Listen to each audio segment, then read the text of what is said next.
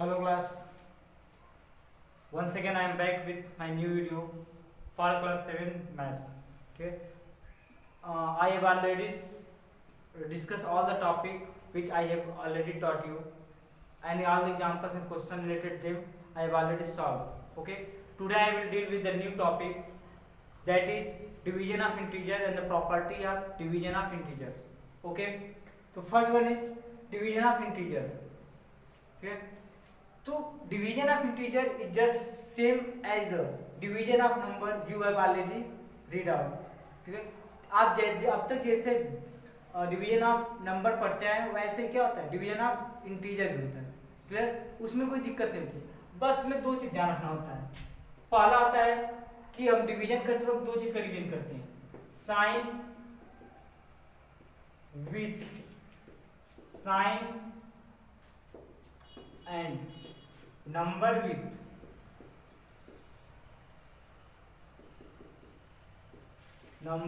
Number. ठीक है, जब हम दो इंटीजर को डिवाइड करते हैं तो साइन का साइन में करते हैं और नंबर का नंबर में करते हैं.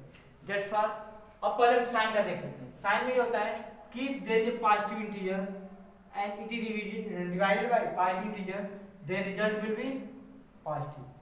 Second, you may write like this or you may also write it like this. आप चाहो तो इसको ऐसे भी लिख सकते हो और ऐसे भी लिख सकते हो, क्योंकि p बाई क्यू के फॉर्म में भी लिख सकते हो, फ्रैक्शन के फॉर्म में भी, और ऐसे भी लिख सकते हो. दोनों को हम डिवीजन कर सकते हैं. तो सिंबल क्या आएगा, पॉजिटिव आएगा. If negative divided by negative the result will also be A positive. If positive divided by negative, the result will be negative, and if negative divided by positive, in that particular condition, the result also be negative. Means here we follow the same sign rule as we follow in the multiplication of integer. Integer के multiplication के दौरान जो हमने rule follow किया था, same to same वही rule अब भी फॉलो करना पड़ता है. उसमें क्या था कि जब हम सेम सिंबल को मल्टीप्लाई करते थे तो पॉजिटिव आता था, और डिफरेंट सिंबल को मल्टीप्लाई करने पर निगेटिव आता था. ठीक वैसे यहाँ भी होता है, सेम सिंबल डिवाइड होगा तो पॉजिटिव, डिफरेंट सिंबल डिवाइड होगा तो निगेटिव. ओके, अगर मैं एग्जांपल एक चलना शुरू करूँ तो सपोज कर लो कि हमें दे रखा है कि डिवाइड -36 बाई 9. हमें -36 को 9 से डिवाइड करना है. तो अगर चाहो तो मैं इसको ऐसे लिख सकते हैं, ये 9 क्या है, कोई सिंबल है तो हम पॉजिटिव मान सकते हैं. तो पहले सिंबल साइन का कर लो. जब निगेटिव को डिवाइड करोगे पॉजिटिव से, सिंबल क्या आएगा, ओवरऑल आंसर में निगेटिव. ये हमारा निगेटिव बन जाएगा. अब इसको डिवाइड करो, कैंसिल आउट कर दो. 9 से 1 टाइम, 9 से 4 टाइम, तो रिजल्ट विल बी -4. रिजल्ट क्या होगा, -4 होगा. पहली बार ध्यान रखोगे कि इंटीजर को डिवीजन करते वक्त हमें दो चीज का डिवीजन करना पड़ता है, साइन का साइन के साथ, नंबर का नंबर के साथ. तो जब हम साइन का साइन के साथ करते हैं तो हमें रूल याद रखना चाहिए. ठीक है, ये कैसे होते हैं तो देखा अगर जाए तो जब हम पॉजिटिव को पॉजिटिव से करते हैं डिवाइड तो आंसर पॉजिटिव आता है. निगेटिव को निगेटिव करेंगे तो भी पॉजिटिव, लेकिन निगेटिव को पॉजिटिव करें चाहे पॉजिटिव को निगेटिव करें, रिजल्ट क्या आएगा, निगेटिव आएगा. ओके, मैं एग्जांपल जितने उतने में सॉल्व कर दे रहा हूँ. तो मैंने पहला कर दिया. B example is given of question 1. Big example given 135 divided by -15. 135 को -15 से क्या करते हैं, डिवाइड करते हैं. तो जब आप करोगे तो सॉल्यूशन में क्या होगा, 135 डिवाइडेड बाय -15. ये कुछ नहीं तो प्लस मानेंगे, तो positive A divided by negative integer, so result will B negative. क्योंकि यहाँ पे हमने देख रखा है कि जब हम पॉजिटिव इंटीजर को निगेटिव से डिवाइड करते हैं तो रिजल्ट निगेटिव आता है. तो पॉजिटिव को जब निगेटिव डिवाइड करें तो रिजल्ट निगेटिव रहेगा. अब क्या करते हैं, हम डिवाइड करते हैं. 15 से 1 टाइम, 15 से 9, तो the result will B -9. Okay, तो ध्यान रखोगे साइन साइन के साथ होना चाहिए और नंबर नंबर के साथ होना चाहिए.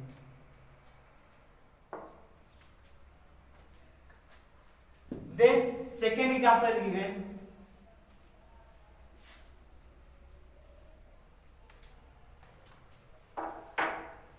evaluate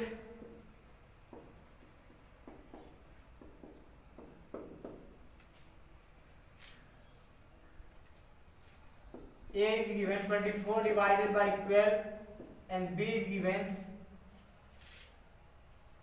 minus 144 divided by minus 16. Okay, so we first solve the example A, that is 24 divided by 12. इसको जब लिखेंगे ऐसे 24 by 12 लिख देंगे, 12 से 1 टाइम, 12 से 2 time, then result will be 2. साथ ही साथ यह पॉजिटिव है और यह भी पॉजिटिव है, जब पॉजिटिव को डिवाइड करेंगे पॉजिटिव से तो आंसर पॉजिटिव आएगा. ओके, अगर मैं B की बात करता हूँ तो B is given minus 144 divided by minus 16.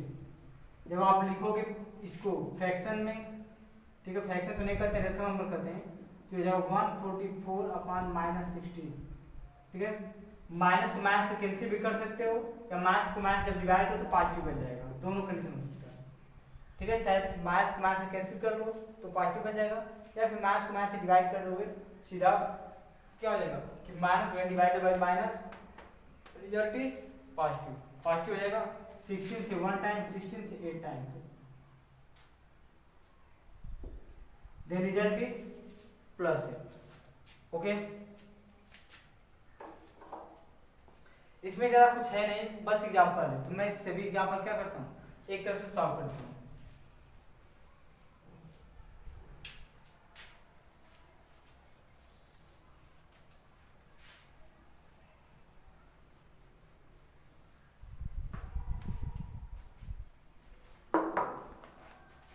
Next example is given. Evaluate example third. First is given A जो है minus 200 divided by 10. B is given 108 divided by minus 12 and C is given minus 336 divided by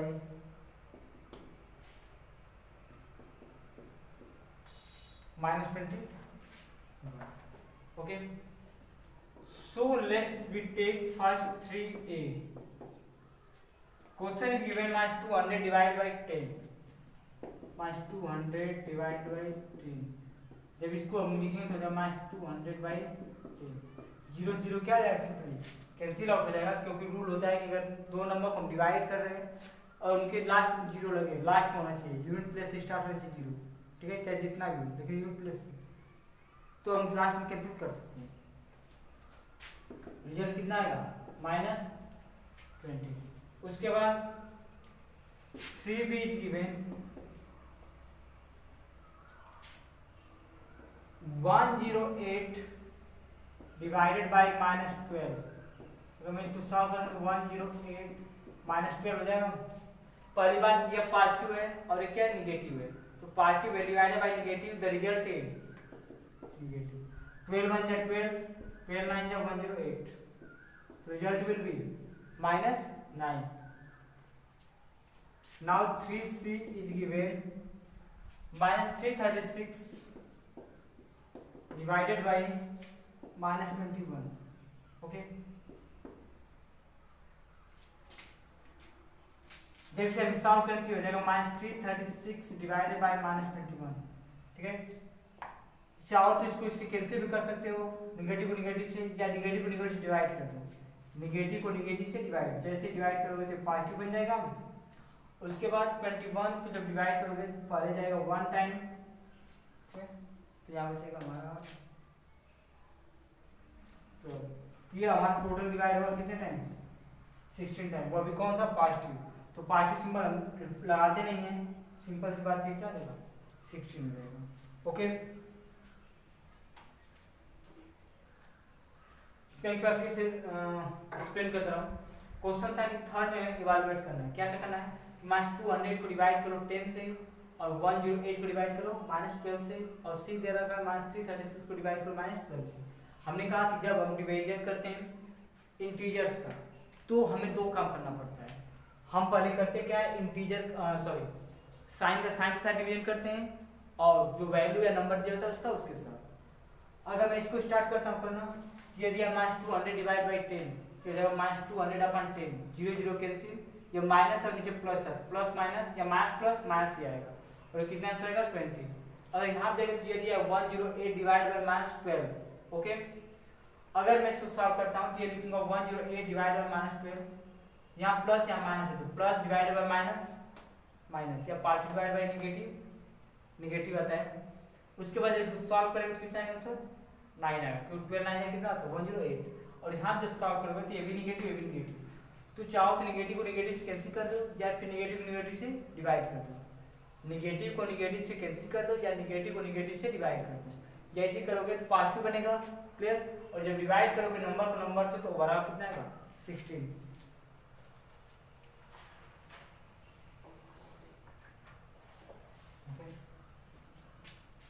example 4,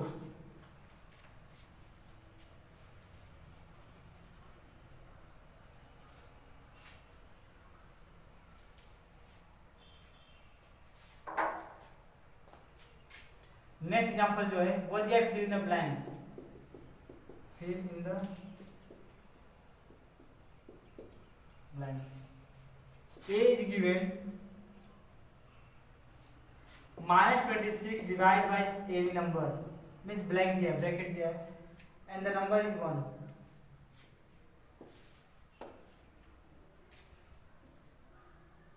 B any number divided by 58, the answer is 0. Third is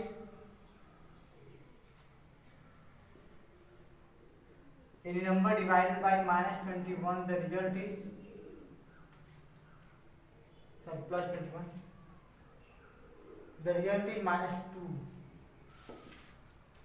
And fourth is any number divided by -12, the result is -5।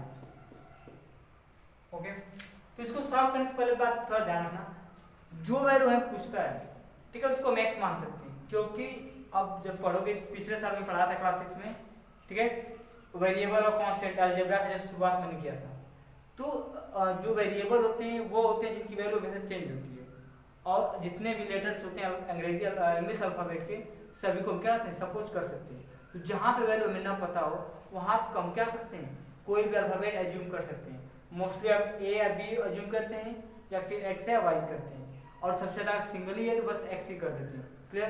तो मैं पहला solve करता हूँ, ठीक है। First example ये हमारा दिया था -26 डिवाइड बाय, इसको एक्स लिख सकता हूँ मैं, एंड द रिजल्ट इज 1। अगर मैं इसको लिखता हूँ तो जाएगा 26 बाई एक्स इक्वल टू 1। हमें यह वैल्यू चाहिए, जब भी हमें फ्रैक्शन दिया होता है पहला काम होता है क्रॉस मल्टीप्लाई करने का। इसको चाहो तो 1 बाई 1 लिख सकते हो, क्योंकि every number is multiplied with 1 and divide by 1। ठीक है, अब तक आप जितने भी नंबर पढ़े हो सबको हम 1 से मल्टीप्लाई कर सकते हैं और सभी को 1 से डिवाइड कर सकते हैं। हायर क्लास में ऐसा नहीं हो पाता है, कुछ ऐसे नंबर होते हैं जिनको नहीं कर सकते। ठीक है, इसलिए वो क्या इरेशनल कहलाते हैं। अब जब हम इसका क्रॉस मल्टीप्लाई करेंगे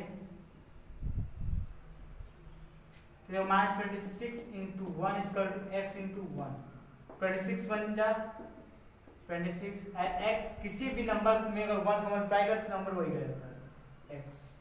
एक्स वैल्यू कितनी आएगी 26, सॉरी -26, मतलब जो ब्रैकेट यहाँ पे था उसमें हम कितना पढ़ सकते हैं -26 फिलअप कर सकते हैं।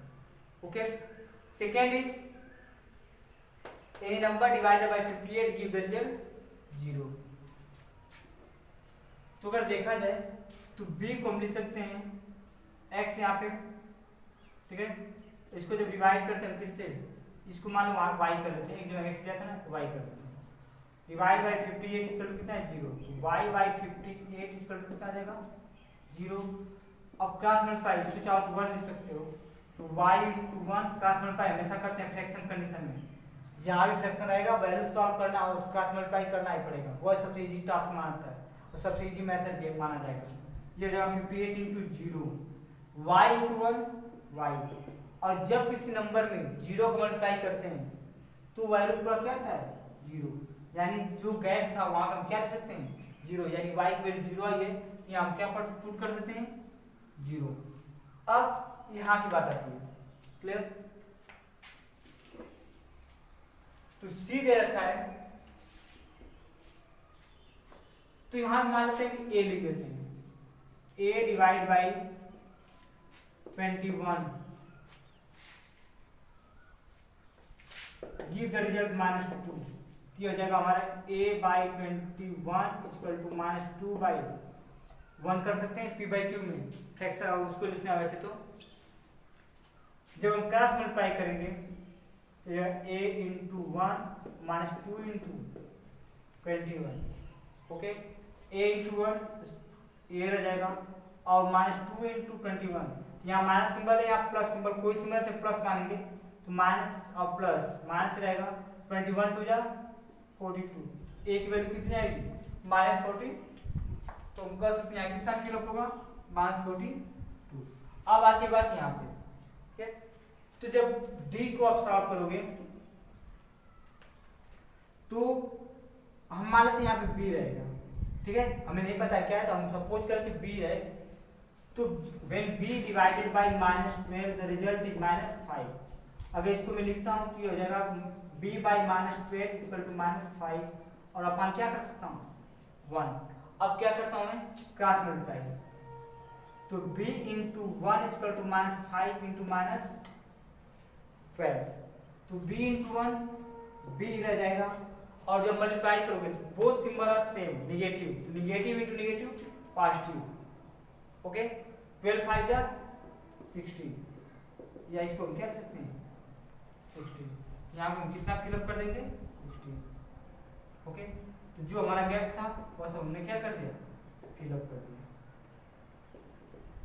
ओके। जस्ट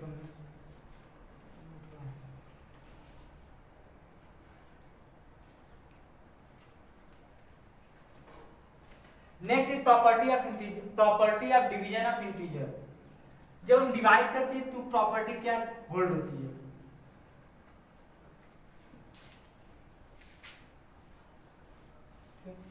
तो मल्टीप्लाई के दौरान जितनी प्रॉपर्टी होल्ड होती है उतनी प्रॉपर्टी नहीं रहेगी। जैसे हमने क्या पढ़ा था एडिशन सब्ट्रैक्शन में, एडिशन में 5 प्रॉपर्टी, तो उसमें सभी 5 की 5 प्रॉपर्टी नहीं थी, कुछ ही प्रॉपर्टी बस रही थी।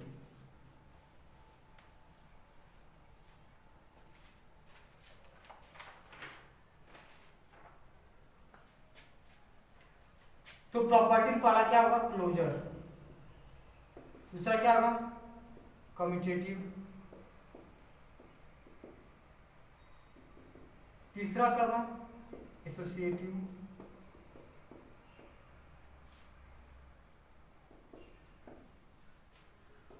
फोर्थ क्या हो जाएगा division with 0,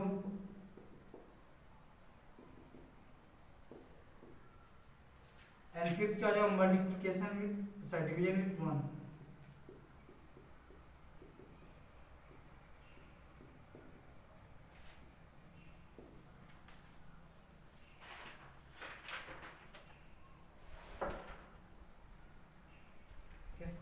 first one is closure property. Closure property of integer अगर देखा जाए, ठीक है, तो रूल ये होता है कि जो चीज हम लेके चलते हैं क्लोजर में एक स्पेशली होता है कि शुरुआत में अगर हम रेशनल नंबर शुरुआत में अगर इंटीजर लेके चलते हैं तो जो जिस कंडीशन के लिए हम लेके चले उसको, ठीक है, वो वैसा का वैसा होना चाहिए। जैसे हमने एडिशन पढ़ा था कि if we add two integer the sum is also integer. Subtraction में क्या था when we subtract two integer the result of difference is also integer. Multiplication में क्या पढ़ा था when we divide a integer, sorry multiplication था when we multiply a integer with a integer the result is also a integer. But in the condition of division it's not true for every instance. हर एक time ऐसा हो ऐसा कोई जरूरी नहीं है। Means अगर एक इंटीजर को दूसरे इंटीजर से डिवाइड करते हैं it may be possible that it may be integer और it may be integer not. जब एक इंटीजर को दूसरे इंटीजर से डिवाइड करते हैं तो इंटीजर रिजल्ट जो होगा वह इंटीजर हो भी सकता है और नहीं भी सकता है। जैसे अगर हम डिवाइड करते हैं 6 को 3 से, ओके, तो 6 is a integer, 3 is a integer, the result अगर इसको डिवाइड करें तो कितना आएगा 2। 2 इज आल्सो इंटीजर। ओके, यहाँ तो क्लोजर प्रॉपर्टी होल्ड होती है कि एक इंटीजर को दूसरे इंटीजर से डिवाइड करने पर रिजल्ट क्या आएगा, एक इंटीजर ही रहेगा। ओके, लेकिन अगर मैं इसको उल्टा कर देता हूँ, अगर मैं 3/6 लिख देता हूँ तो रिजल्ट विल बी 1/2। और सिंपल सी बात है 1/2 इज नॉट ए इंटीजर, क्योंकि मैंने बताया था इंटीजर सिर्फ होल पार्ट होता है, उसमें फ्रैक्शन पार्ट या डेसिमल पार्ट नहीं होते हैं। क्लियर? तो ये क्या होगा, इंटीजर नहीं है। इसका मतलब दूसरे तरीके से देखा जाए तो वहां पे क्लोजर प्रॉपर्टी होल्ड नहीं करती है। तो डिवीजन के रूल में, ठीक है, हमेशा एप्लीकेबल नहीं होता है कि हम क्लोजर प्रॉपर्टी अप्लाई कर ही पाए, कभी हो भी सकता है और कभी नहीं हो सकता है। ओके, सेकेंड तुम कह सकते हैं कि क्लोजर प्रॉपर्टी होल्ड नहीं होती है, क्योंकि मोस्टली नहीं कर पाएंगे। ठीक है, कुछ ही कंडीशन होगा। अब बताए कम्यूटेटिव। कम्यूटेटिव प्रॉपर्टी यह कहेगी कि जब हम दो नंबर को ऐड करते हैं तो उनके सीक्वेंस से हमें कोई मतलब नहीं होता है, पहले को दूसरे में ऐड करो चाहे दूसरे को पहले में, सेम आंसर आता है।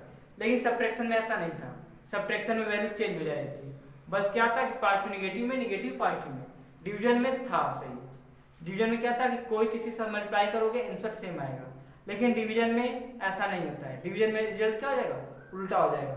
जैसे अगर हम 6 को डिवाइड करते हैं 3 से, 6/3 रिजल्ट इज 2। ओके, लेकिन अगर हम उल्टा कर देते हैं इसका, अगर हम 3 को डिवाइड करते हैं 6 से तो रिजल्ट कितना आएगा, 1/2। और हम जानते हैं कि 2 और 1/2 दोनों अलग हैं। इसका मतलब ये हुआ कि कम्यूटेटिव प्रॉपर्टी होल्ड नहीं करती है, एसोसिएटिव भी होल्ड नहीं करेगी। ठीक है, क्योंकि जब दो को डिवाइड करने वाला आंसर चेंज हो रहा है तो सिंपल सी बात, 3 को डिवाइड करने वाला आंसर क्या हो जाएगा, चेंज हो जाएगा। ओके, एसोसिएटिव प्रॉपर्टी भी होल्ड नहीं करती है। अब होता है डिवीजन विद जीरो। तो डिवीजन ऑफ जीरो में दो कंडीशन होता है, या तो टू डिवाइड जीरो, पहला हो सकता है, या दूसरा होता है to be divided by zero.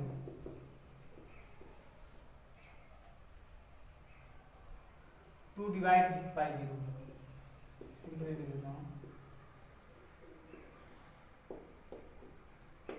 दो कंडीशन हो सकती है, पहला में या तो जीरो को डिवाइड करना पड़ता है, पहले में जीरो को डिवाइड करना पड़ता है, या दूसरा कंडीशन कर सकता है जीरो से डिवाइड करना पड़ सकता है। जैसे अगर हम 5 को जीरो को डिवाइड करते हैं 5 से, तब क्या होगा, जब 5 को डिवाइड करते हैं जीरो से तब क्या होगा। तो रूल यह होता है कि जब जीरो को हम किसी भी नंबर से डिवाइड करते हैं, किसी भी नंबर से मतलब ए से मान सकते हो, अगर हम जीरो को डिवाइड करते हैं ए से, जीरो को डिवाइड करते हैं ए से, तो हमेशा रिजल्ट क्या आएगा, जीरो ही आएगा। मतलब जब कोई भी नंबर जीरो को डिवाइड करता है तो हमेशा रिजल्ट जीरो आता है। लेकिन जब किसी नंबर को हम जीरो से डिवाइड करते हैं, यानी एक को डिवाइड करें जीरो से, आंसर क्या होगा, not defined, answer not defined होगा, मतलब जीरो से हम डिवाइड नहीं कर सकते। ओके, तो ये हो गया रूल किसका, टू डिवाइड बाय जीरो। अब क्या होता है, डिवीजन विद 1, स्पेशली हम डिवाइड करते हैं 1 से। जब किसी भी नंबर को या किसी भी इंटीजर को 1 से डिवाइड करते हैं तो रिजल्ट वही रह जाता है। जैसे अगर 5 को हम डिवाइड करते हैं 1 से तो रिजल्ट 5 रह जाएगा। ठीक है, तो इतना सब पॉइंट था। ठीक है, मैं इतना ही पढ़ा दे रहा हूँ, और जो भी इसके डाउट्स रहेंगे, ठीक है, आप करोगे, क्वेश्चन सॉल्व करोगे एक्सरसाइज का, जो डाउट रहेगा मुझसे क्या करोगे, पूछोगे। Okay, thank you.